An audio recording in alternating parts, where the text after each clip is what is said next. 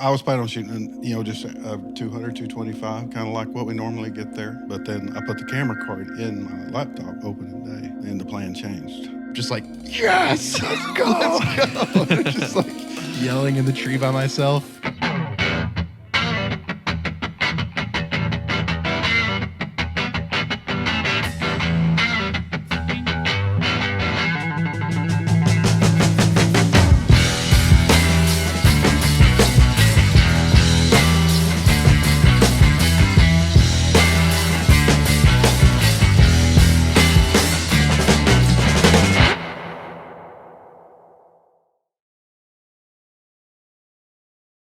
Michael, thank you so much for reaching out to us, and being willing to come on here and share your story.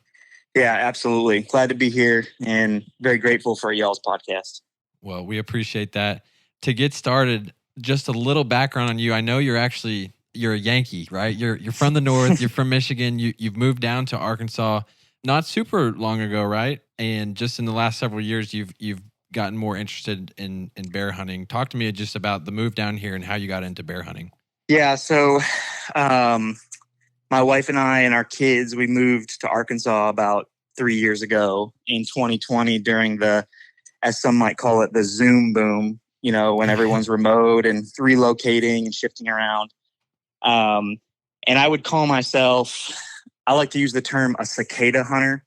So I grew up hunting, and that's where all the initial seeds of life were planted in terms of just enjoying the outdoors and hunting in Michigan, northern Michigan. And then when I moved to Arkansas, that was just enough of a catalyst to kind of springboard me back into the outdoors. I mean, and really, it's the natural state that did it. I mean, I remember when I did a quick Google search and just was like, how many public land acres are in Arkansas?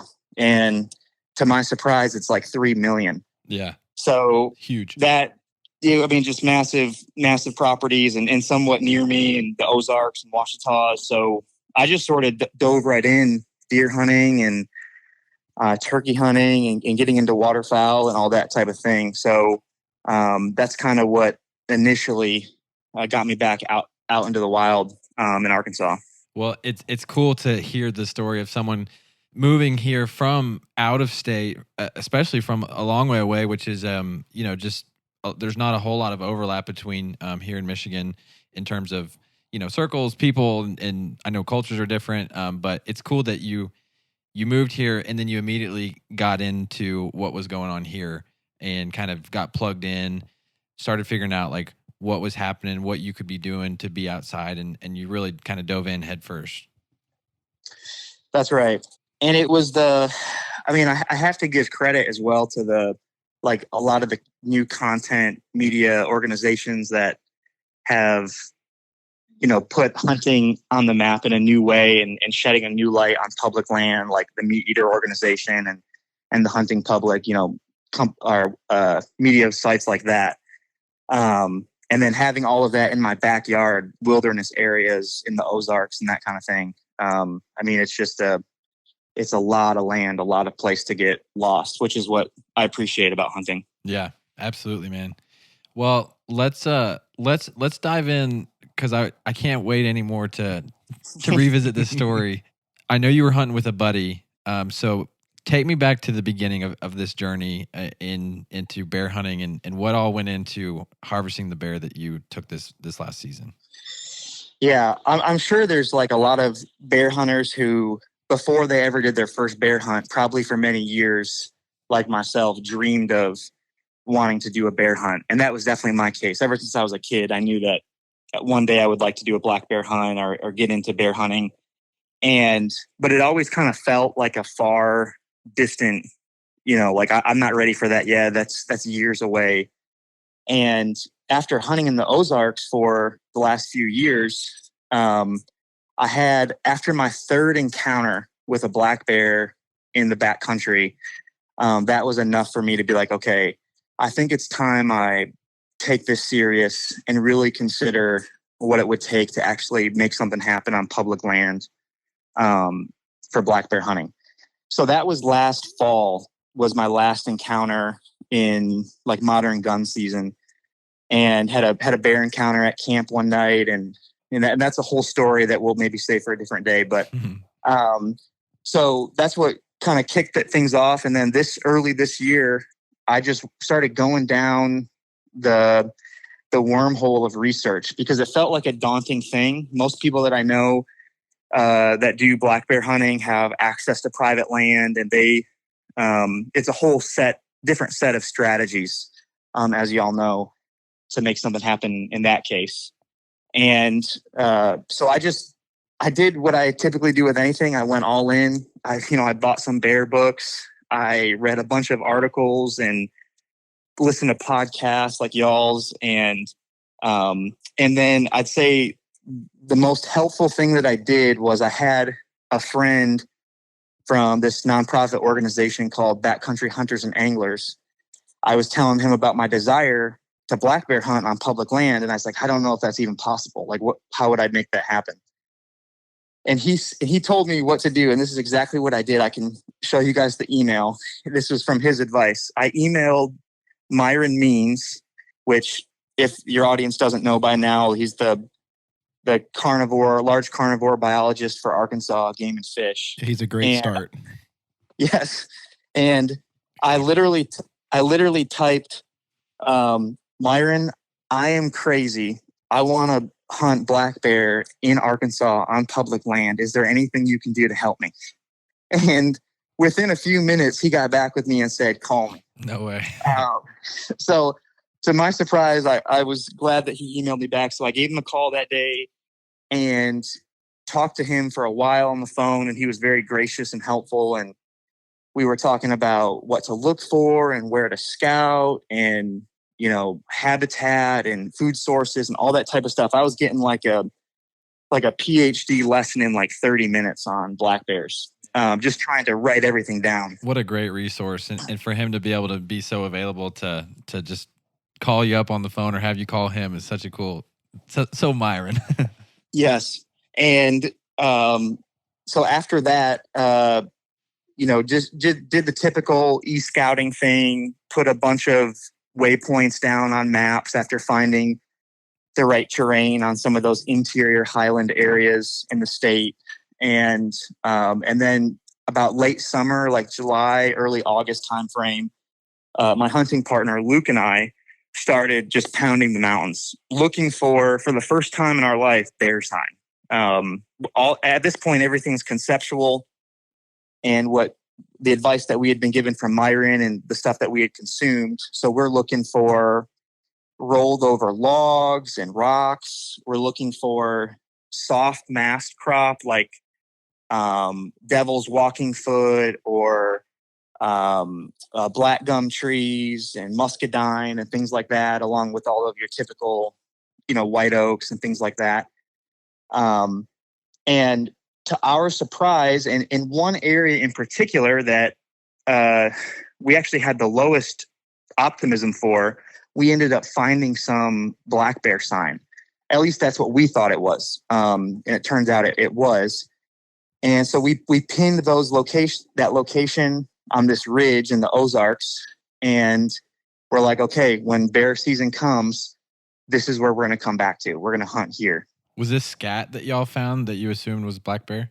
We didn't find any scat. We found, I'm sure you guys are familiar with the black bear trails, which are kind of distinct and different than deer trails. They have they're a little wider, and apparently when black bears move around certain areas, they will literally take the same steps over and over and over again, like around a rock or around a little bluff or something.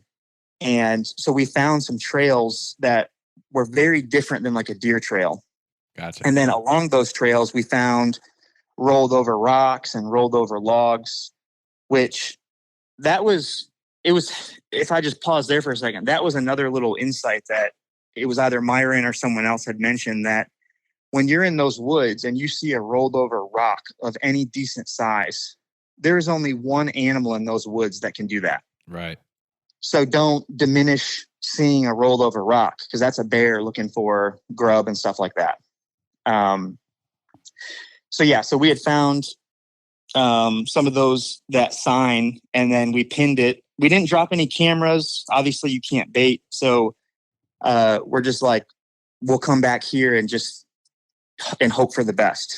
For us, we just considered the low odds and probability of something even happening.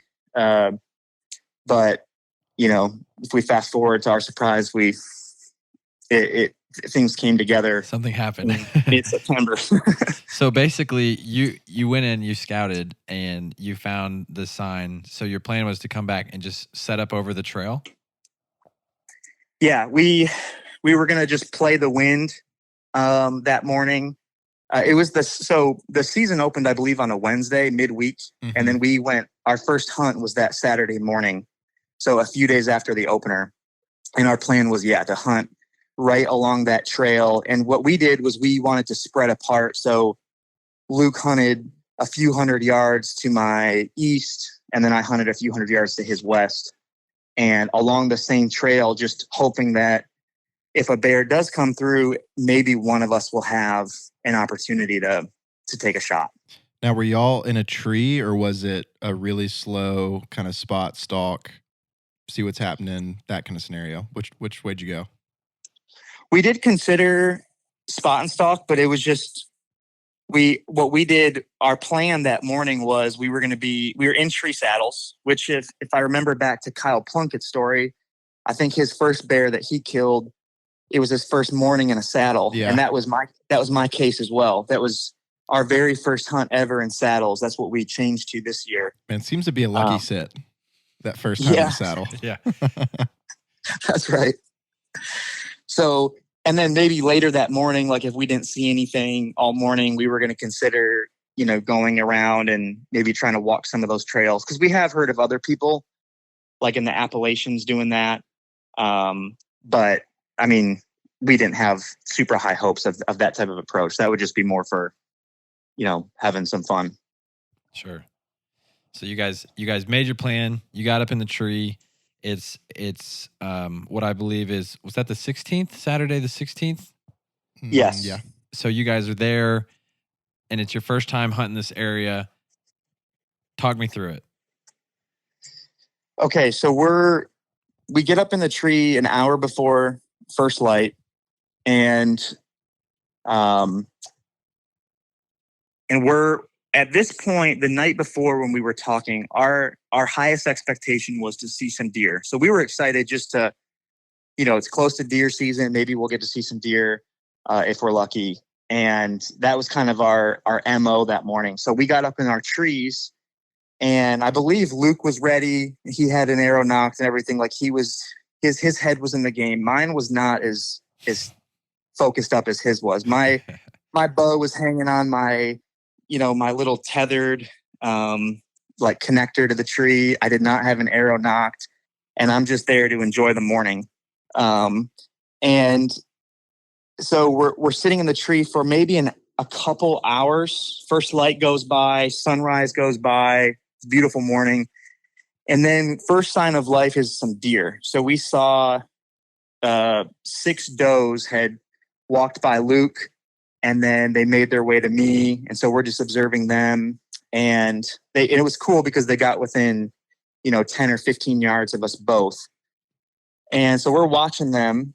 And right now it's about, I would say, 8:20 in the morning at this point. And as the deer get to me, they're kind of foraging around, just being does. And they start making their way back to Luke. So I thought this was interesting that they reversed their path. They came from Luke to me, and then they made their way back to Luke. And I'm, sitting there observing and watching. And where things started to get interesting is all of a sudden, I don't see the deer anymore. And I look up, and 3 of the deer, of the does, started running on an absolute full sprint toward me away from Luke. Oh. So my first thought is, Luke they probably winded him, or he spooked them, or he didn't realize they were coming back. Maybe I should have texted him, is what I thought. So I immediately go to text him and to ask him, hey, did they wind you or did you spook them? And before I can text Luke, he sends me a text and says, "I've got a bear headed your way." That's awesome. That's a great text. Oh my goodness. At this point, I hardly believed him, but it all kind of dawned on me like, okay, those deer were running from the bear. That makes sense. Right. And Time to all put of an a sudden, arrow in the bow. Time to knock the arrow.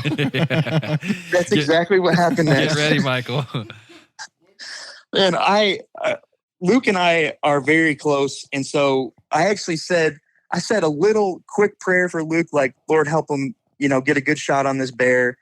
Because I was hoping that he would get maybe a shot on him. But then quickly after that, I knock my arrow and I kind of get situated. And since this is the first time up in my saddle in a hunting experience, it wasn't as graceful as you'd hope for on a bear hunt. So I get situated and I immediately see the bear within a few seconds walking down the same trail as those does were. And this was actually a good thing for me, because one thing in particular that I was afraid of about bear hunting is oftentimes I've heard of a lot of bear hunters say, they saw a bear, they shot him, and they go to find him and they realize they shot like a cub, or they didn't realize that it was a super small bear, or, something like that. And I was a little nervous about that just going into bear hunting, because, if it fools experienced guys, it can certainly fool me. But because those does had walked on that same trail, or ran rather, I had kind of a size comparison of, okay, this bear is way bigger than those does are. And he also was alone. So I'm thinking, okay, this is a boar. And all this is happening really fast. And so I've got my bow in my hand, arrow knocked. I'm turned toward the bear, and he walks out in front of me to about a 40-yard distance. So he's 40 yards away, and he stops. So this whole time when he got to Luke and when he's walking toward me, he never stopped, but he stopped for me. And he puts his head down and he's kind of foraging, eating some acorns, I assume, maybe some muscadine if there were some right there. I go to pull my bow back, and of course, this would happen to me. I bumped my arm on my tethered rope, and my right arm lunges forward. My arrow does not come off the string, but it comes off the rest. Oh, and so there, man. Oh, no. the arrow's laying on my arm, and all I'm doing is I'm frozen and I'm staring at the bear. He lifts his head up and kind of like looks around, but then immediately goes back down to the ground. So I didn't spook him. Wow. Thankfully. So then that was a good enough of like a little reality check of like, if you're going to make this happen, you got to focus up right now. Right. So I put the arrow back on the rest, get situated. I draw on him, and there's basically like one tiny tree halfway between me and the bear. And I need him to take one step before I can place like a good shot, in that typical, I love that line. I think I've heard Colby say this, the middle of the middle, forward a little. That's right. And so that's where I was focused on, and I needed him to take one step. And he finally takes his one step. I take a deep breath, and then I let the arrow loose. And, it goes, the shot looked really clean right through him. He does the quintessential turning to the entry wound, and then he starts just running on a dead sprint kind of down the mountain. And Luke and I both are able to hear the bear crashing through the trees and making a lot of like just trees and twigs snapping and rolling. It didn't sound graceful whatsoever. And then finally all the sound just stopped. And so that's when, it brings us to the next part of the story. But that was surreal. Yeah. All that happened so quickly. Man, that is crazy. So and this was a 40-yard shot. Did I hear you right? Yeah, he was somewhere between 40 and 42 yards from where he was standing. I mean, it was like right there at 40 yards. That's a mega shot. That's not an easy shot. No, that's awesome. Especially, you're talking early season. Think about the cover and the thickness that you have in the woods when you're sitting in the deer stand or the bear stand that early in the season. I'll have to send you guys a picture of where he was standing, because I took a picture from where I was in the tree. Mm-hmm. And that's exactly true. I mean, it was, there's green and shrubs everywhere, but there was just this little, I had a little clearing where I was able to thread one in there. Man, I was impressed too with the fact that you thought about sizing it based on the doe that came through earlier. Because the bait guys, me, Kyle, Yeah. John over here, John. we have them on cameras, and you can kind of start to tell, okay, this one comes up to the top of the barrel, or this one's a little bit lower, or this one, when it's laying down, it's stretched out this size, and you kind of get a good idea of what bears you have on the property. But to be thinking about the potential ground shrinkage and even having the wherewithal as that's happening of these does came in here, they're about this tall, man, this bear's way bigger. I was impressed by that part of the story. That's awesome. Seriously. And the fact that you're at this point leading up to that, you didn't even have an arrow nocked. Like, you're having to get a lot together mentally, physically, actually, like getting an arrow in the rest on the string. I'd be stressed to all get out just trying to get this bear on the ground and getting an arrow in him. So kudos to you for putting a shot on it. But I know that's not the end of the story. So Yep. From there, you climb down, right? You climb down. I assume you go straight to find the arrow. What are your next steps after you shoot the bear? Yeah. I don't know if you guys identify with this or if there's other hunters that feel this way, but I'm typically pretty critical of myself. I'm hard on myself. So I call Luke immediately, and even though it all kind of felt right, it just felt surreal and like, no, this couldn't have happened to me, and that's a far shot. So I even had a little bit of doubt creep in. The second after the bear disappeared. Yeah, absolutely. So we get down, and Luke climbs down, packs his stuff up, heads over to me, and then we start going and looking for the arrow. And we could not find the arrow for the life of us. It took us. We were searching for a while and couldn't find it. And then I think after 45 minutes of standing around and like searching through the leaves and everything, I finally found the arrow, and it was, painted with blood, covered. And that was a good sign. It gave me a little bit of hope. Sure. And, but this was also another hard lesson that we had to learn as first-time bear hunters, is the reality that a lot of black bears don't bleed. They don't bleed like a deer. Yes, they don't bleed like a deer with that fat and fur that clogs everything up. And so even where the arrow was, right behind where I shot the bear, we could not see any blood. We ended up learning about the peroxide trick. Have you ever heard of that? No, I haven't. Okay, this is maybe just one quick little pro tip. We did this. I'm foreshadowing a little bit. We did this the second day when we came back, but there was if you spray peroxide in a bottle on the ground around where you shoot, if it comes in contact with any blood, it pops like white foam. Oh. And it works really, really well. So for blood tracking, that can be a strategy for deer or bear or whatever, if you can't see it well. That's a great pro tip. Yeah, that one came from Myron Means, so that's not from Michael Drew. Got it.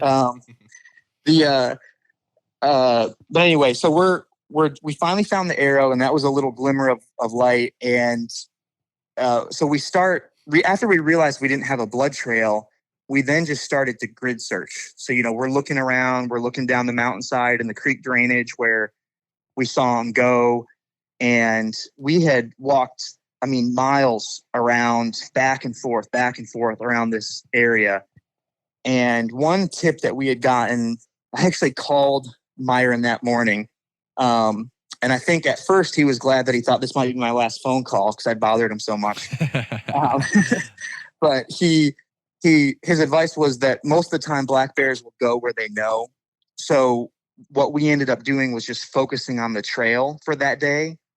And unfortunately, we just could not find them. We were kind of obsessed with the trail and going back and forth and going to an area where we thought there were some dens even. And that was when probably the hardest sorrow and grief started to pour in and kind of wash over me, as I'm like, it didn't happen. Like the bear got away, or I had a bad shot and he's gone.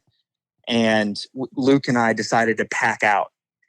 So we were basically out of water. We were exhausted. We had no hope. So we left that night, and we didn't really talk to each other the rest of the day. And the next morning, we go to the same church. The next morning we met up after church, and he had the same experience that I had.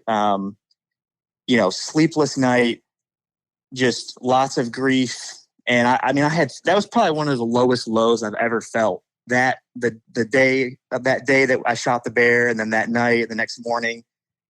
And I'm just like, I think there's a dead bear in there, but I've let my friend down, and all this kind of stuff. You're also sitting there probably thinking, I've potentially wounded this bear, and he's gonna have a rough time out there, and maybe he'll go to waste, or he'll just have all this pain. Like, it's always an ethical issue you run into as a hunter is if you don't have a lethal blow right away, or you can't find the animals, you just kind of beat yourself up. Like you said, you're super critical of yourself, and you're like, man, I can't believe that I let this happen.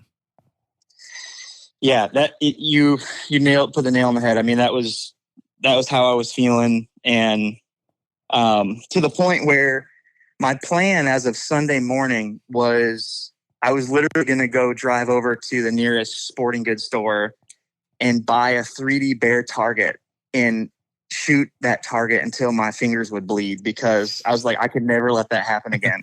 I was just feeling so down.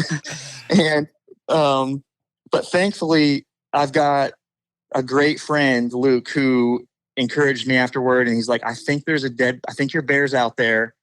We need to go back out there and do a second look. Like, we've got to do it. So Luke and I packed up, grabbed all our stuff, grabbed a bunch of water, and, with a fresh set of legs, hit the woods again. And I had brought my trail camera, kind of piggybacking off of what you were just saying. I had brought my trail camera with the hopes that maybe I could capture him on trail cam, and I could see that he's alive still. That would be comforting even if that just happened. Right. So anyway, so we get to the kill site, and we're sitting there, and we pull out Onyx, and I'm looking, and it kind of dawned on me that there was a certain area of the creek drainage that we had looked a lot, but we were kind of so focused on the bear trail that we spent more time over there than deep down in the creek drainage. It was also super steep, so like very hard to get down there. But then coupling that with a tip that I got from my neighbor, one of my neighbors had told me, hey, Michael, before you go back out there, when you're in the area, look to the sky and look for blackbirds circling. And when I heard this, I was like, is this some like folklore tip? Like, I took it with gratitude, but I'm like, I don't know if that's going to get this bear. Is your neighbor Sitting Bull? He's a wizard, man. He knows Gandalf. He sure did. And so we start making our way down that creek drainage, and it's not 4 points of contact, but it's about 3 to get down that hill. And all of a sudden, we're getting closer, and I look up in the sky, and sure enough, there's a bunch of blackbirds circling that jumped out of the tree, that flew out of the trees, and that were right over this next kind of drop off. So I look to Luke, and I'm like, hey, maybe he's right. Maybe we just got to follow these birds. And so he's like, all right, let's do it. So we kind of start making our way over there, and I get to the edge of this kind of edge, right, looking down into a steep creek drainage. And sure enough, I see that chocolate brown fur that I had seen about 24 hours before. Thank the Lord. Oh my goodness. That was like just a wave of relief had washed over me. Dude, I'm sure walking up on that, seeing that, you're just like, oh, all the time that we put into this, now now hiking around and trying to find this bear. Boom, there he is. Well, and to know that you did find him or could find him, yeah, and not have to worry about it for at least the next 3 years kind of deal. Maybe the rest of your life. Yeah, man, that's awesome. And we just got a masterclass in tracking. Yeah, seriously, dude. Courtesy of Myron Means as well. And the wizard, your neighbor. And the wizard, your neighbor. Yes. So you find him. How far was he from the shot?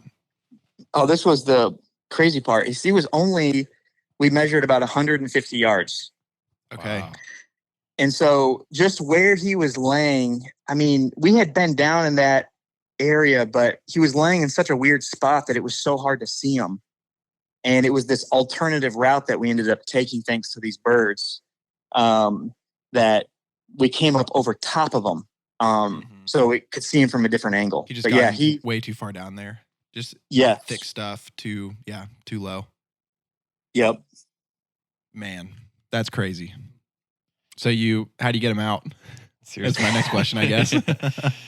Okay, so it was a day had gone by, so it's like 80 degrees on that Saturday. Yeah. And Sunday, so it was super hot. So the meat had spoiled, unfortunately. Like it was kind of stinky in that, the bear was. But he had a beautiful coat and everything. So we were able to get the hide and the head and, skinned them all out and everything. That took us a couple hours. And he was big. So it was, I would say, from the people that we had talked with, he was probably a 350-pound bear, like conservatively. Like he could have been more, but I don't know if I'd want to say he was much more than that. And the hide and the head. What's that? Just based on what you know of the dimensions of the hide and the skull and all of that, is that kind of how you came to that estimation? Yes. Yeah, like talking to the taxidermist and looking at his head and all that kind of stuff. That's a great bear. That's a great bear. Yeah. And I don't want to skip over that part, but Kyle, this happened to you for the first time a couple of years ago. Walking up on a bear and like putting your hand on his fur for the first time. I've never been that close to a bear ever. Mm-hmm. It was a surreal experience. But yeah, Luke and I, we shared the bag. So we stuffed them into my backpack. I've got like a frame system bag, and we put them in there. And then I carried them the first part, like to get them out of the creek drainage. And then Luke ended up finishing them to the truck the last way. And then, got them in the deep freezer for a night, and then got them to the taxidermist the next day. But yeah, that is the story of we named him Tyson. If I could just say just a quick note about why we named him Tyson. Yeah. And Luke came up with this, which was pretty clever. So when we got to him, we saw his ear was partially severed. It's old fighting bear. He's a fighting bear, and he had like a couple cool scars like on his back. So he definitely had been in some tussles. But the thing that was mysterious about Tyson was when I dropped him off at the taxidermist, I was back in his shop and I'm talking to him for a while, and he asked me about the ear. He said, "Hey, did you cut this bear's ear?" And I said, "No, we didn't. We noticed that right away when it was partially severed." And he said, he questioned me. He's like, "Are you positive you did not cut this ear like on accident when you were skinning?" He's like, "Knives are sharp and all that." And I pull up the picture, the very first picture I took before we even touched him. Yeah. And the ear is cut. And he said this bear's ear had been cut with a fixed blade in the last 4 days. No way. So I don't want to make too many speculations about what happened, but the taxidermist said the only thing that he could think of was someone had shot at this bear and missed, and a blade just nicked his ear. Maybe that's far-fetched, but he was showing me that he was explaining the science. He's like, "Dude, I do this for a living. This bear's ear was cut with a fixed blade in the last 4 days." So that can be a part of a mystery about this bear. I don't know what happened to him, but who knows? You're totally right. Like you can tell the difference. I would think if a fight were to occur and a bear chomped on an ear, it would be a tear, not a slice, not a clean cut of an ear. So for that to have been there, yeah, you'd kind of assume that somebody probably saw this bear and shot it just a few days before you. Maybe opening day. Yeah, it could have been. Well, I know that you are friends with James Brandenburg, a friend of ours, and we were talking before. As people who love bears and bear hunting in the state, one of the celebrations that we have to celebrate that is Black Bear Bonanza every year, and that BHA puts on. So I know you were talking with James, and you're helping out actually with the Bonanza this upcoming year. Did you want to talk about that for just a moment? Yeah. Yes. Thank you. I'm helping out with the marketing behind the scenes to try to just make sure everyone knows about when it's going to happen and all that type of stuff. And we've got some exciting things coming in the pipeline.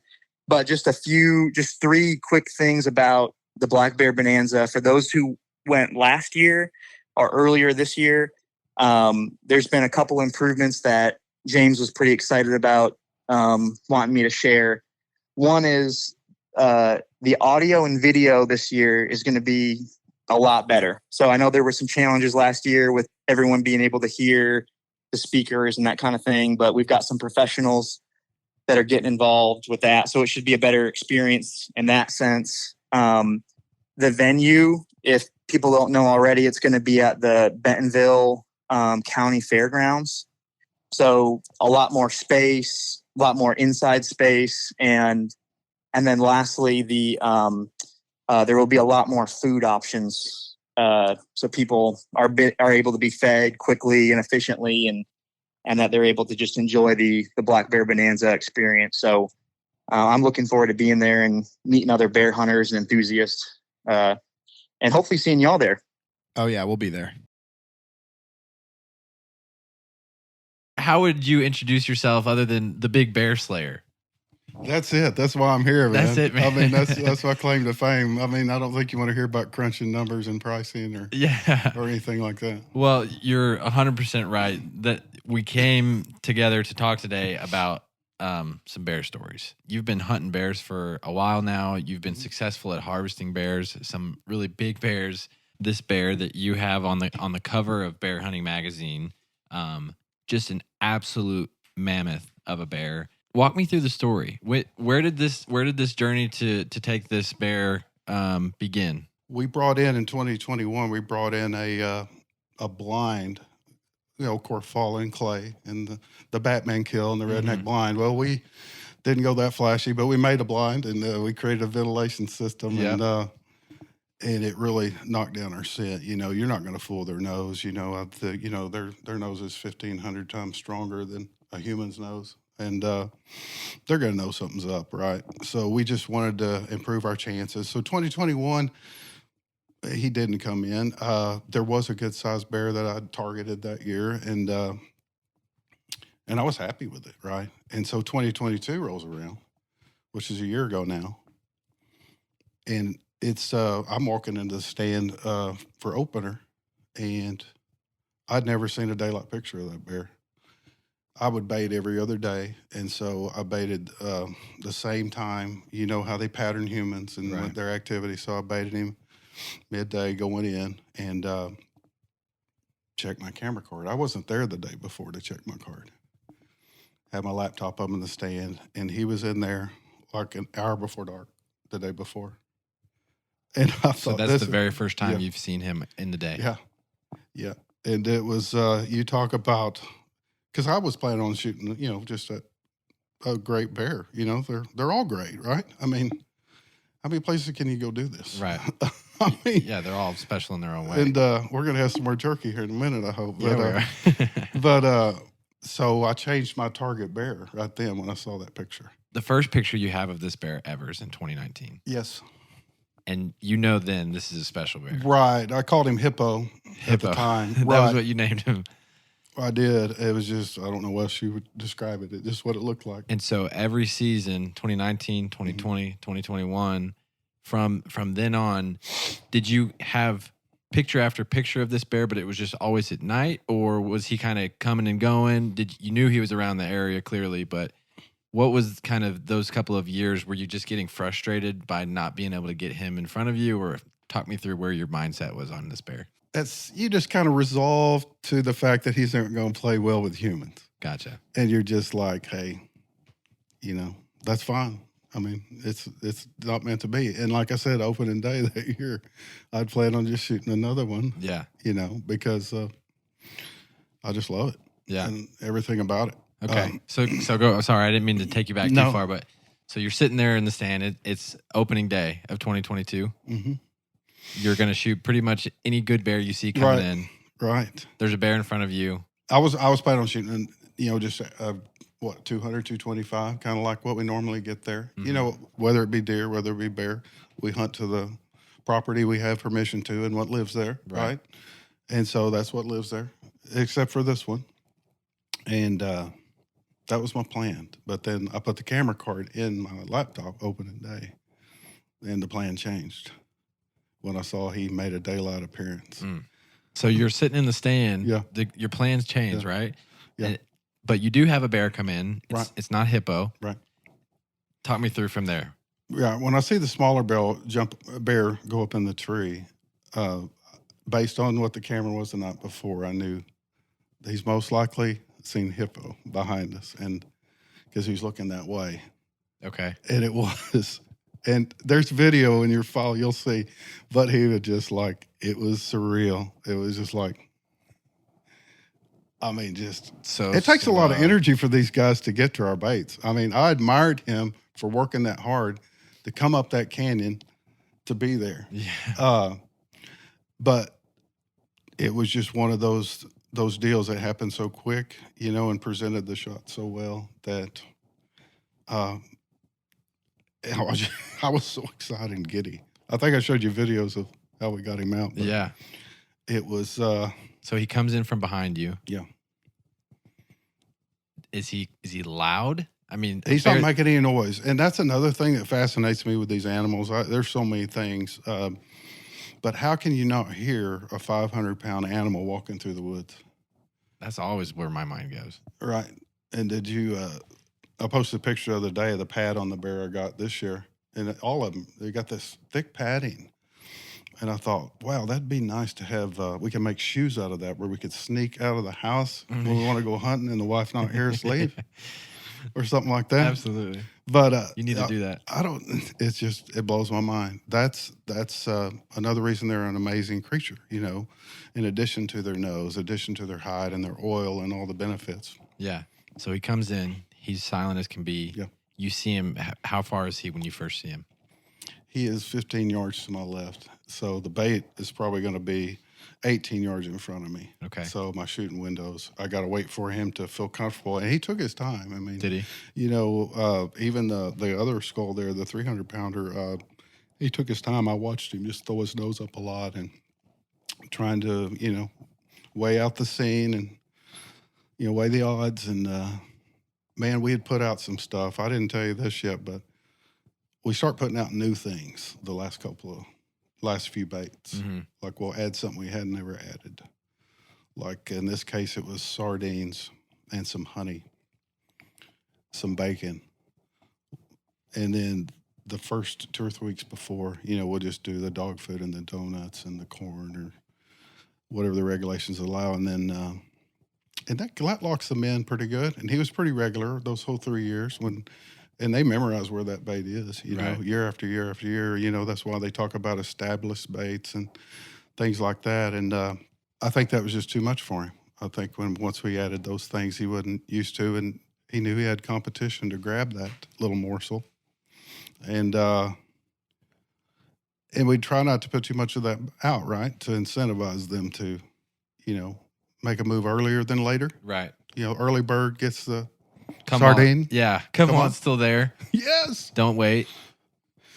And it worked. And so just enough to get around in bow range. And so he comes in. He's at 15 yards. He's left side. Takes his time. Sweet time getting to the bait side. Oh, it just drives you nuts. And but it works in your favor, too, to get to watch them a while. Yeah. Are you just... It calms you down. Are you shaking at this point? point? I was. Yeah, for sure. Yeah. I mean, I can only imagine you're like 3 years in the making. The anticipation is probably just boiling up inside Right, of you. because it caught me off guard. I never thought he was going to come in during daylight. So how'd you make the shot?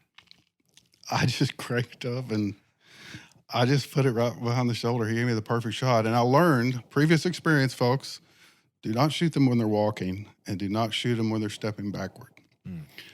I waited for him to take a step forward and it gives you a big opening there. So that's a big animal. Well, I had a big target, so I mean, that would have been bad. That would have been bad. I've missed my share of animals, trust me. This would have been hard to lose, but made a good shot. Yeah. So he's at 18. He turns, what I assume, broadside, quartering away. Broadside. He was actually quartering away, which is what you really want. Yeah, right. To get through more of that. So you shoot. Does he do the typical bite at the wound, run off? I mean, a big boy like that, I can't imagine he's that fast. Like, from the moment you shot him, what happened? They, instantly, and I didn't do that very good, but I like Cam Haynes. He's got a new bear hunting video out on YouTube, Bush Dragon, but he talks about the vocalizations they make and everything, and they do a few of them on there, but he did that instant reaction of because he had lived a lot of years and wasn't used to that. So I think he took his chances of coming in and figuring I'm going to be okay again, like I always have been. But he laid down quick. So Just right behind the barrel. Yeah. Oh, you about saw 20 him. yards. Yeah. You saw him lay down. He didn't run off to where you couldn't see him. Right. And that's where you call your friends and you say, "Hey, does anybody have a tractor or a skid steer?" This is a big animal, man. How big was he? What did he measure? And how does that compare to like the state record? You know what I mean? That's interesting because they can be a Boone and Crockett skull and not weigh, what, 350 or 300. They can still have a Boone and Crockett skull. Mm-hmm. I don't understand all the biology behind all that. I would have to ask Myron, I guess. But this one had a Boone and Crockett skull, which blew my mind. 20 and 4/16, I believe is what he scored out at. So he's in the book now, and super proud of that because, honoring that animal means a lot to me, whether I get him or someone else does, but just honoring him in that book, I think is so cool to show and keep Arkansas on the map. It is in the forefront of the bear hunting world. Mm-hmm. Thanks to Myron Means and the team there. Mm-hmm. It's crazy what they've done and how they've put Arkansas on the map. Yeah. So 20 and 4/16. Yep. And that's nose to kind of back of the head, the skull, and then the side. What would you call these? These are those occipital bones. Occipital bones. We might have to edit that out later and change it if I'm wrong. Yeah, but it's the side to side and it's the front to back. Yeah, the widest part on the sides and then back to back. And what did he weigh? 520 pounds. 520. And I've always wanted to weigh one. It's really hard to do. Because usually I just feel fortunate where I'm at. I have the opportunities to do that and weigh him quick. Just run over a scale and So what we did on the way to the taxidermist, went over the scale. What did I weigh with him? Afterwards, what did I weigh without him? It's 520 pounds less. Wow. So a couple years ago, dude, that was like first time try to figure it out how to kill a bear. And if y'all have listened to, what is it, like the third episode or something of the Ozark podcast? Early. And it's kind of brutal. Yeah. We did not know what we were doing. But one of those episodes, we kind of chronicle that whole process. And it was the first time hunting bears, at least intentionally, first big game animal for me with a bow, first time in a saddle, and first time self-filming.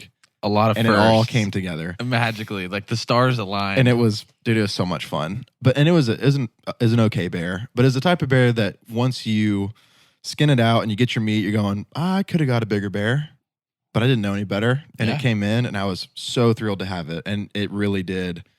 It kind of ignited kind of an unquenchable flame in me. I think a little bit of like, I want to hunt bears every year that I can. Yeah, I want to make it work. And so, man, last year we didn't bait all that much, didn't have much time in the woods really. We were having kids and all that kind of stuff. And so this year was kind of, we're back. We're going to go after it hard. We're actually going to do 2 bait sites. We're going to wait on bigger animals. We're going to pass on small bears. We're going to figure out what the property holds. And it's a private land deal. It's a family property. It's been in the family for years and years and years. And so rather than the first go around where it was if it's brown and it walks out, it's probably getting an arrow in it. Yeah. This was kind of let's figure out how to do this in a way that's maybe more sustainable and at least more, I don't know if honorable is the right word, but it's more selective. I guess that's kind of what I'm thinking. Yeah, it's like you did it. You shot your first bear. It was something that ignited the flame, but now you're kind of ready to take that next step. And at this point, going into this season, we're so much more educated just because of the fact that we get to talk to people who bear hunt all the time, or they know a lot about bear hunting, Myron means, and just people kind of in the outdoor world. So we're like really going there this year. And that was kind of the mindset going into it. Yeah. I mean, the difference between year 1 and now year 3 is in between that time span. We have talked with Myron, and we've been on a bear den visit, and we've connected with Clay and Colby and all these guys who like bear hunting is their thing, right? Or knowing about bears is their thing. So we just got excited about it. Yeah, I was pumped. So we decided to bait, and I think the strategy was same bait area that I had shot the bear on 2 years ago was going to be your spot, right? Because it's a good spot. It's a great spot. It's actually, I think, a better spot than where I was still. And I, at this point, I still haven't harvested a bear. Correct. So this was kind of like the year going into this is like, you got yours 2 years ago. Like, come on, like, maybe Kyle. Yeah, it's totally like, I can do it. Dude, you take it. I'm going to set you up. And then if we can figure it out, we'll throw in another bait spot and kind of see what happens. And so actually on the way to go buy bait the first time, we had to buy a barrel to do the second spot. Yeah, that's right. Full of cookies and corn and all that kind of stuff. So we kind of land on a strategy, and the strategy is we're going to bait 3 times over the course of 12 days. Yeah, we did a shorter bait, not a long bait where it's like a 30-day leading up to. But yeah, we were like, we're going to kind of try to hit it hard because we know there's bears. Right. And they've found the barrels before. Right. This new side is a little bit different, but yeah, we're going shorter. And it's an hour and a half drive from where we live, and we've got jobs and families, that kind of deal. So yeah, we're gonna do it hard, do it fast, and kind of see what happens. So yeah, we stop at a co-op and pick up 25 cents a pound old cookies and all that kind of stuff, and a barrel and corn and dog food and all the things you're supposed to get, and then some secret things that we'll withhold because they work. Yeah, we won't go there. We got some secret hookups, man, and that gets the bears in. So nothing illegal. No. Just some good context. Some good stuff. So we go out on, was it over a weekend? We take a day off of work? To bait? Yeah. You're talking about the first bait? time? Yeah. Over the weekend. And man, we set up 2 really fantastic bait sites. And it was it's some work getting that stuff back in there, but nothing crazy. 4-wheelers and stuff on 4-wheelers and setting up a new spot. We took the chainsaws, kind of found some really, really thick areas, cleared it out, kind of the hourglass shape, set up some logs behind the barrels. That way a bear maybe doesn't hide behind the barrel the whole time if it's eating at your bait site, all that kind of stuff. Right. And from there we set up cameras and check bait sites twice to refill stuff. And the first time there were bears on yours. Yeah. So we set it up, and then actually I came back. It was 3 or 4 days later when I had the time. I think I took some time off of work and went out there, checked the cameras. The whole idea is the first time you bait, it's all about, okay, these bears have to find it. Yeah. Right. Smell. They got to get the smell. And so you're putting the oil, you're putting stuff that's going to stick to their pads. They're going to walk out and attract other bears. They'll pick up the scent and they'll come in. So that very next time that I go out there, my main thing is, have they found it yet? So that was what I was restocking the food, just seeing if anything had been eaten, making sure there's always food there, adding something new to kind of keep that variety going. But I went back and there were bears on mine.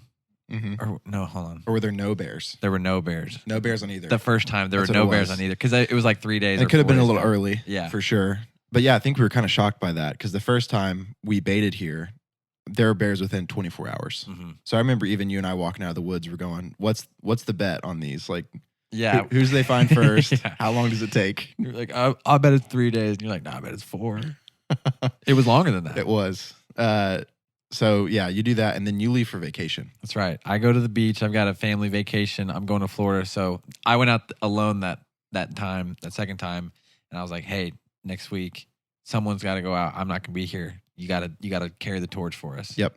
So as you're on vacation, I guess season opened on Wednesday, the 13th. We weren't going to be able to hunt until Friday and Saturday. Mm-hmm. So I probably went out Sunday or Monday of the week kind of leading up to season. And yeah, I got more donuts, and we had Colby talks about it. It's the stuff you add to the oil. Northwoods, Yeah. the kind of Gold Rush, super smelly. Yeah. I used way too much of it too in some of those bottles. I was like, this stuff is crazy. So we mix that in the oil and go dump it on bait site 1. Check those cameras. That's yours, bait site 1. And dude, this thing's covered in bears. Mm-hmm. Like at least 4 different bears. 2 of them very big. 1 of them really big. Yeah. Which is, of course, the couple of pictures I sent you was the really big. I'm at the really beach. I'm big like, bear. oh, baby, it's going to happen. And this is like barrels on the ground level. And the bear's not in between. It's not close to the camera. It's up against the barrel. Like its head is in the hole, and its shoulders are a good 2 inches higher than this 55-gallon drum. Yeah. A really big bear. Stud. And so we're getting amped up now of like, there's bears. So then I go to my spot thinking, of course, mine's going to be awesome as well. And there's still not a single bear on this bait spot. Haven't been touched. Yeah. In fact, the log that I jammed into the hole that we cut out of the barrel, so to make them pull it out and get stuff on their paws before they could eat, hadn't been moved, hadn't been touched. Only thing on cameras was crows. Mm-hmm. I think it's some crows. And some wild dogs. And some wild dogs that I want to die. Yeah. Or I need to die, There's actually. so many of them. Dude, it's so hard too because unfortunate. they look like somebody's pets. But that property out there it's a big property surrounded by big property, Yeah. and you just have no idea when they're showing up at like 3 a.m. Yeah. Like, you can't do anything to them. I But know. anyway, no bears there, and so my strategy, honestly, going into Friday when I knew I was going to hunt, is I'm going to hunt. I'm going to bring a buddy because that's going to be fun, and he hasn't got to bear hunt in Arkansas yet. He's killed some bears in Minnesota, that kind of thing. And we're just going to go sit in the tree and see what happens. Mhm. And if nothing happens, we'll have a great time. Feels good outside. If a bear shows up, we'll think about it. If a nice bear shows up, we'll take it. Mm-hmm. But I honestly was thinking I'm going to be hanging out in the tree on Friday, enjoying being outside, only to go help you pick up a bear on Saturday Yeah. when you're going to get home. And probably in the back of your mind, at least what I was thinking was, well, okay, they still haven't found it, but there's still 4 days until we're going to be hunting out there. So there's still a chance that, the Northwoods is in there. You added it when you went out there. And so on that last time, so maybe they'll pick up on that and they'll come in. And by the time you get there on Friday, like it'll happen, but you don't know. And you're like, you'd rather have pictures leading up to it. Totally. So that's kind of like where, at least when I was on the beach and I was sitting there thinking about coming into it, like, okay, Kyle's doing me a solid. He's not going to the site where there's bears and a big bear. Big props to you, man, for having the I'm so self-control. tempted. Yeah, I know you did. But you reserved that, and so yeah, you're just kind of thinking you're going to go out there and maybe see some deer, maybe see a bear, but probably not really banking on it. That really was it. And so Joe Massey's the buddy, and Daniel meets us at Walmart, and we head out there. And so we get in the tree, like 1:00, noon. The one thing out there is, for bear hunting at least, we never get out there before daylight. They just have not showed up to the bait anytime except for late afternoon. So going into it was thinking it's just going to be an afternoon sit. And I walk up, we bring some more bait, some popcorn and that kind of stuff. And Joe climbs the tree, actually drop him off. He climbs the tree. And then my plan, because they've been used to the 4-wheeler coming in and out, was to drive it back to the cabin, park it, and then hike in. Mm-hmm.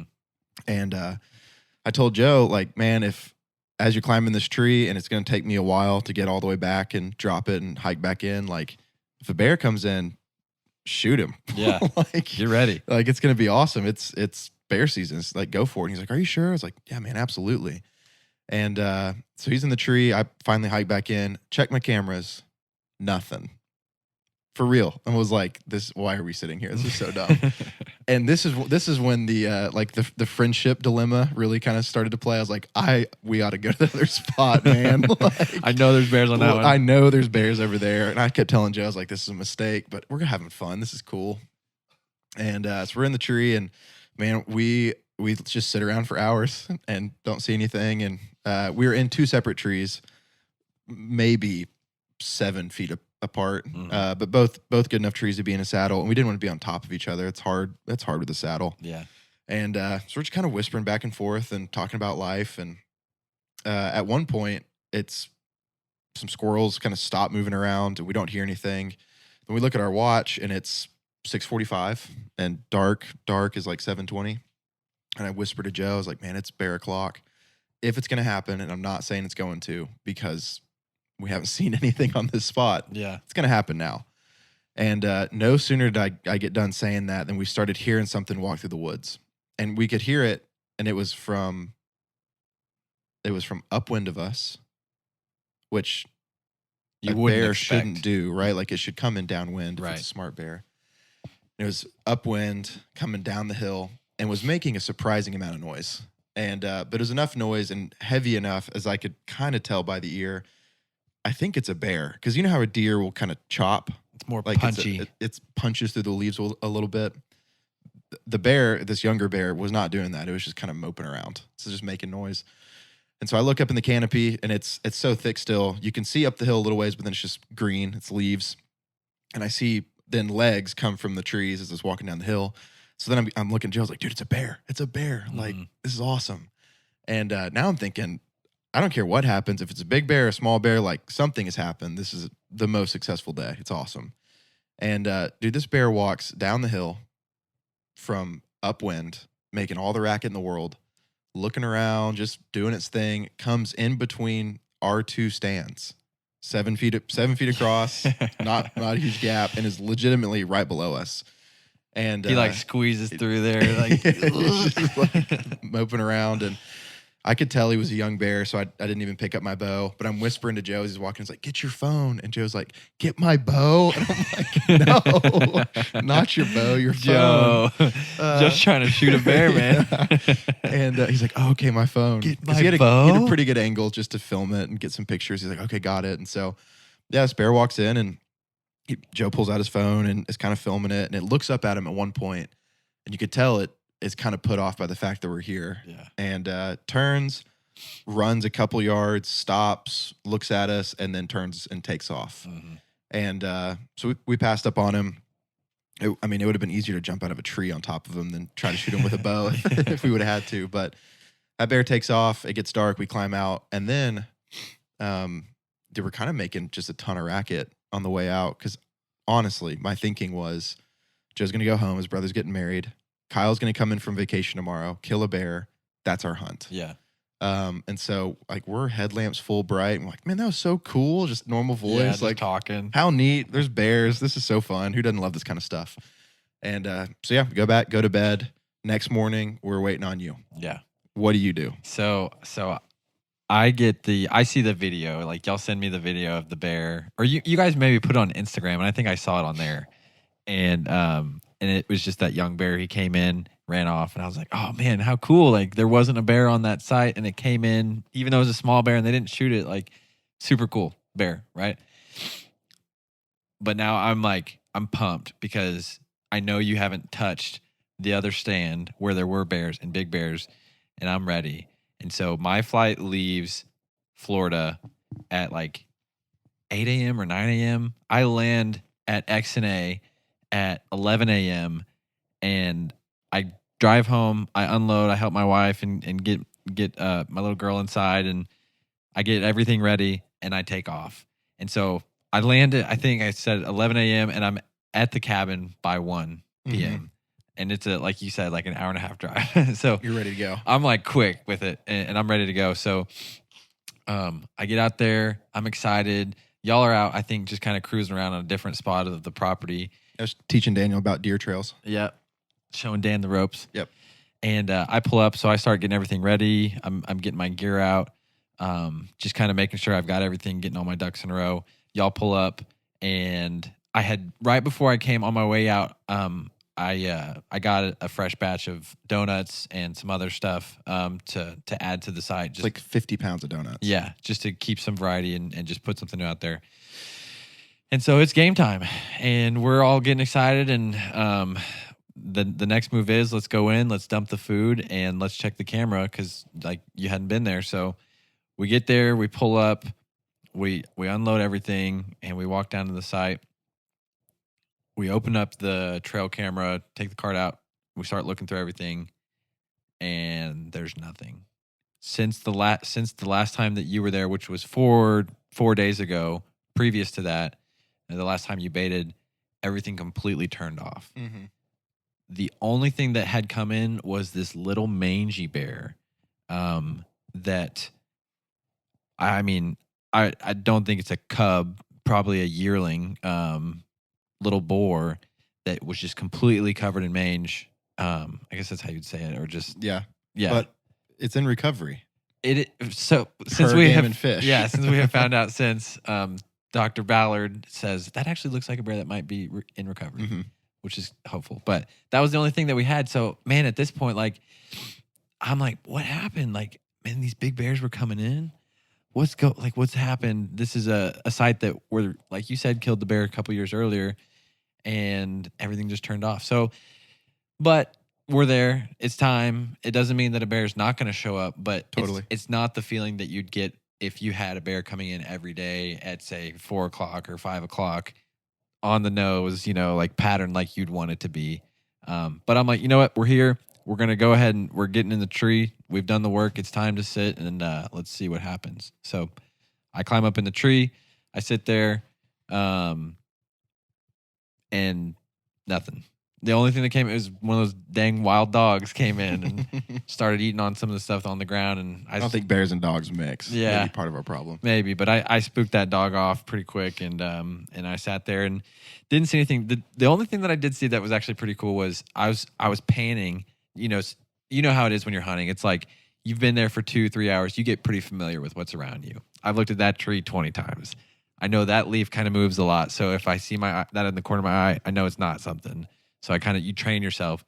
Well, I'm panning, just doing a normal pan, looking across left to right. And I turn, and all of a sudden I see to my right a barred owl 15 feet from me. Staring you down. Eye level, staring me down. I had no idea it was there. And it occurs to me, like, I have no idea when it got there because it didn't make any noise. I'm like, it could have been there the whole time that I've been sitting here, and it's just been staring at me.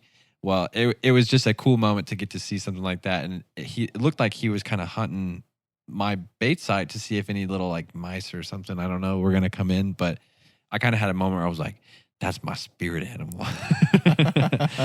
This is going to happen. Like this is a sign that a bear is going to come in. So that was cool. But at the end of the day, I didn't see anything. So I climbed down after dark. I checked the camera. I'm trying to put together a story here. Like, when did they come in? I'm double checking to make sure you didn't screw me up with something on the camera. Like you didn't come in at like 6 p.m. I'm like, no, he came in at the perfect time. Like they just turned off, and I couldn't figure it out. So I get on I hike back out of there. I jump on the 4-wheeler that we had left kind of halfway to the cabin, cruise back to the cabin. I pull up, and you're there sitting on the front porch. You got your feet up. You're drinking a beer, and you were a little bit close to the cabin, so I just assumed you got there before me and you were just kind of relaxing. I honestly was not expecting you to have seen anything because I was like, man, he sat in that stand yesterday. That bear saw him. He spooked it, and there's not been bears coming in there. Like, no chance there's anything happening for him. So we're just going to hang out, I guess, and talk about how we didn't see anything. I pull up, and you're like, how'd it go? I'm like, yeah, man, I didn't see anything. What about you?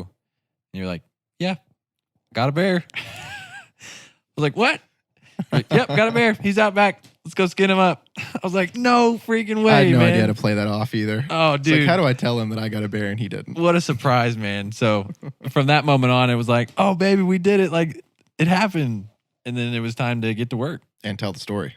And tell the story. So, yeah, you were asking, like, what in the world happened? And it's just fun. That's why I love hunting. I take the rest of your donuts that you didn't use on your spot. Mm-hmm.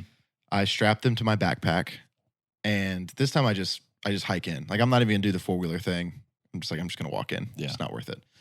And so I walk in as quietly as I can, and with the donuts on my back, and get to the bait site, dump the donuts out, climb back into my tree. And it's a little bit later since we dropped you off and just, I don't know, kind of messed around. And, like, I wasn't even ready to hunt when we dropped you off. So we had to come back and I had to get all my stuff together and saw Daniel off to go watch the hogs lose. And Daniel was like, if y'all kill a bear, I'll come back. No, he said 2 bears. He said 2 bears. He said 2 bears. He'll come back. He's sitting here waving his head because we killed a bear and he didn't come back. It's like, dude, the hog's lost. I can't do that. Yeah. So climb in the tree and I'm in a saddle. And I get to where I'm pretty tired of just standing on my platform. So I take my tether as low as it'll go, and I'm literally squatting on my platform and just kind of relaxing into the saddle. So I'm just hanging. And I do that for a long time. Like, I might have fallen asleep. Because in my head, like, I've already messed up one bear. There's not bears coming in. I thought you were a shoo-in to get one. I thought it was a guaranteed done deal. So I'm just gonna hang out and enjoy it again, like I said, and we'll figure it out. And about 5 o'clock rolls around, and I was not being a good hunter because I should have been really thinking about it. But in my head, again, it was like, they'll show up 30 minutes before dark. That's what they do around here, all this kind of stuff. And I'll be darned if I didn't hear one single leaf crunch just somewhere in the distance, kind of in front of me. Just I'm thinking it's probably a squirrel or a little bird or even an acorn that hit the ground. Like, it did not sound like anything. My wind's blowing towards the bait, over the hill where they should be coming up. And in between me and the bait is the tree. So I'm kind of hidden. And my scent's blowing that direction. And I poke my head around the tree, and there's a bear standing 15 yards away. Oh my gosh. It's just there. Like, it's a ghost that appeared. I didn't hear him walk up. I didn't see anything. Nothing changed. You could tell it was a bigger bear, B, more mature, C, it knew its route. Like, it knew how it had walked up there before. If it had, he wasn't on camera, so I can't figure that out. Yeah. Like, just didn't make a sound and was literally right there. That's amazing. And so I didn't have any of the, like, pre-moment, this thing's coming towards me, panic, where you start shaking and you're, like, playing all the scenarios in your head. It was an immediate, like, it's game time, and I am as cool as a cucumber. Like, the adrenaline came way later, because normally when they're walking in, and this happens with deer a lot, you can hear them and there's some movement, and you just start getting way too hyped up. Yeah. And it's can be hard to be a bow hunter when you're like me, when you're wired like me, and you want to get really hyped up about stuff. And so the fact that it was just right there, I'm like, oh, dude, that's a dead bear. Like, it's time to go. And so I try to stand up on my saddle, and my feet are turned sideways against the platform. I'm in a terrible spot. And I watch this bear walk to the bait, pick up a donut, walk 5 or 6 yards kind of off the bait to where it's a little bit darker and thicker, starts eating it. He's turned facing me eating this donut. When he does that, I stand up, adjust my feet, adjust the tether, grab the bow. As I'm grabbing the bow off the tree, I'm holding it. He turns around, is facing me. I don't move.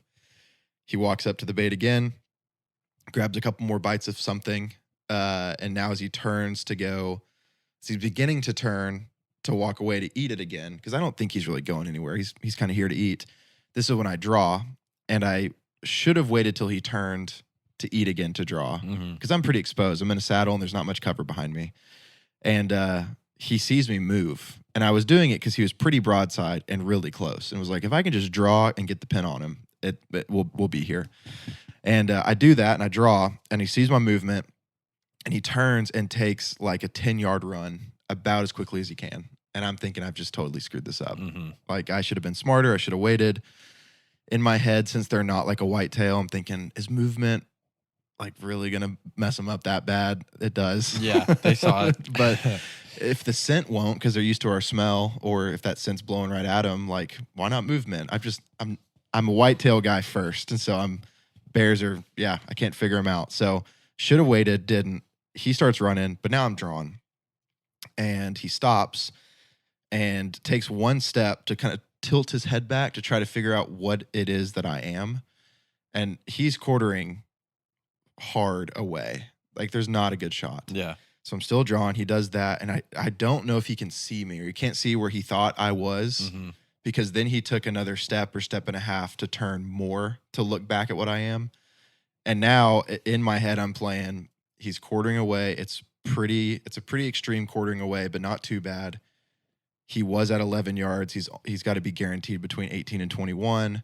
I know that if I put my pin right behind that back rib, it's going to cross body and either come out in front of his shoulder or behind his shoulder. Right. Either way, it's hitting vitals and we're good. Yeah, you're thinking about the exit. Thinking about all of it. It's perfect. Which is pretty new for me because, like I said, normally it's an adrenaline fuel. Normally you're stressing out. Like, here we go. Yeah. And so it felt fun. Like I felt like a hunter. Yeah. Because it was, well, and I know that we are, but I just remembering that, I was like, okay, I know exactly where this thing needs to go. So when he does that and he takes that step, I release the arrow and I watch it sail straight through him. And he lets out a roar, kind of looks back at the wound, all the typical things you'd hope to see. It's just like, whoa, turns to go down the hill, the area that he came where it's real thick and nasty. And I hear crash, crash, crash, crash, crash, death moan. So quick. Yeah. And so quick, in fact, that I hadn't even put my bow up. And had already pulled out my phone with my other hand to try to film if I could hear it or to film where he was running. Yeah. And I mean, it was shot, bear starts running, grab my phone, start filming, and it's over. So he starts doing the moan. And man, at this point, I'm just a dude in a tree by himself who'd shot a bear and there's nobody around to celebrate with me. But in typical how I like to hunt fashion, just like, yes, let's go. Let's go. Just like yelling in the tree by myself. Because it's just awesome. Oh, yeah. And was so fired up. And knowing, like hearing him die, dude, I was immediately out of that tree. I was like, bow's getting tied off, getting dropped down. I'm taking off the steps, like all the things. And it took me 10 minutes tops from the shot to get out of that tree. I pack up everything. Oh, yeah, there was no waiting. Yeah. When you hear that. That was actually Colby when he talked us through that. And he's like, if you hear it, go for it. Yeah. I was like, all right, It's time. I heard it. And go find my arrow. Blood on it, looks great. I track a couple dots of blood before I'm just looking at everything that's just torn up. And I'm like, I'll just follow this path. Yeah. It's pretty obvious that's what this is. And kind of don't care to look for blood because I'd heard him. I was thinking I just want to go find him. And it's kind of fun. I'm trying to make some noise because I'm still in bear territory and it's still daylight and I don't want to run into one on the ground necessarily. And go down the hill. Can't see anything, but I'm just kind of pulling up my binoculars and scanning. Take another 10 steps maybe further down the hill to where the canopy clears a little bit. Pull up my binoculars, can see black, 30 yards away. Yeah. But in the thick stuff. Pull it up. I'm like, looks like a bear. I kind of wait for a while because now I'm not totally sure. I'm like, what if it's an alive bear and Throw a rock or a at different it. bear? Like, And so then I drop my backpack and grab the bow and kind of sneak up as quietly as I can to the spot before I can tell, oh, it's flipped over on its back and I can see it with my binoculars. So that's the bear. And man, I walk up to it and he's laying there, perfect shot, could see immediately, went in right behind or right in between the last two ribs, across double lung, out behind the offset other shoulder, and then it had gone out through his armpit and then pierced the skin on that arm. Yeah, that's right. Just the way he was standing. And so pull him up kind of on a rock to try to get a picture. I end up setting up my saddle platform to stick my iPhone in to take a self-timed selfie, or is it a self-timed photo? Self-timed photo to try to get a picture because it's still daylight and it's just me out there, and get a couple photos and then field dress him pretty quickly. I think Colby talking about like you just want to get him cooled off as quick as you can. I probably went a little quick on it, honestly. Like he had just died, and I was like, field dress, time to go. Time to go. Like, No, man, that's exactly two pictures, I'm done, we're doing it. Yeah. And field dress him, was so thankful. Just cool, big animal, bigger than the bear before. It was by quite a bit. And a way better shot. Yeah. Because the first time, I don't remember if we actually told this on the first story, on like episode 3, like you were saying, but it was like everything was so new and it was so many firsts, and you were like shaking. Your last shot, it ended up being through his femoral artery. Yeah, artery in the leg. It's the only reason he died. In the butt, and it killed him actually just as quick, but totally not where you meant to aim. No. But this one was like textbook.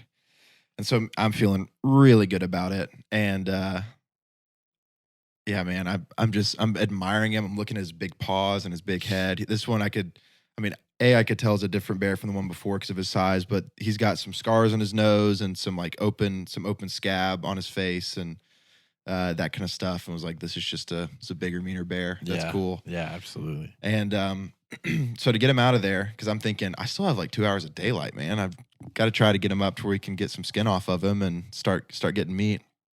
I walk back up, grab the 4-wheeler because that's all we have out there. We don't have anything with a back, and drive the 4-wheeler down a road all the way to the bottom of this hill where we were kind of on a bench that led to the bottom of this hill, and then built a dragging system out of ratchet straps to ratchet strap around his chest, under his arms, and his head to keep everything up, flip him on his back. Then I made a ratchet strap sling, I guess, or backpack straps, and commenced to drag this bear across and down the hill over Ozark terrain for like 250 to 300 yards. Yeah, no joke. And it's not, I'm exaggerating, it's only 100 yards. It was a hike. It's a hike, yeah. and I felt like a mule because I was leaning my full 215 plus pound body weight against the hill downhill. And the only reason I wasn't falling flat on my face is this bear was moving a few inches every time. Yeah. And just drug and drug and drug and drug. Probably should have waited and gotten you, but I was like, I want to do this. I want to do it by myself. I'm a man. And get him to the 4-wheeler. I can't lift him onto the 4-wheeler. And so I use the ratchet straps again to back the 4-wheeler under a bigger tree and throw the ropes over and tighten them up to where it gets the heaviest part of him on the 4-wheeler. So then I can deadlift the other part of him, throw him on the 4-wheeler. And then so I don't flip the 4-wheeler on myself because it's going up a hill, I kind of strap him down like I'm riding a horse. Oh. He is the 4-wheeler. He's the horse. But he took up the 4-wheeler. Yeah. And you're a lot of ingenuity there to get that bear on the 4-wheeler. There was some pride at stake, man. I wanted it to happen. Like an engineer over here. And so he's the length of the 4-wheeler. So I sit on him and drive him out. And that's that. Amazing. And so then I get up to the cabin, and we have the picnic table that we wanted to kind of skin him out on. And hanging him, we learned last time to do that part is really tough. A deer, man, I'm so for it. Like, rip the skin off of the 4-wheeler, which is a fun tactic. Quick. Get the meat off. A bear, you're trying to save the paws and separate the fat from the skin and all the stuff so then you can take the fat. And so yeah, we get him up there, and then I just kind of get under him with my body and flip him over onto the table and put some ice in him, and then go sit on the porch. Grab a beer. Wait on you to show up. Yep. Oh man, that's so cool.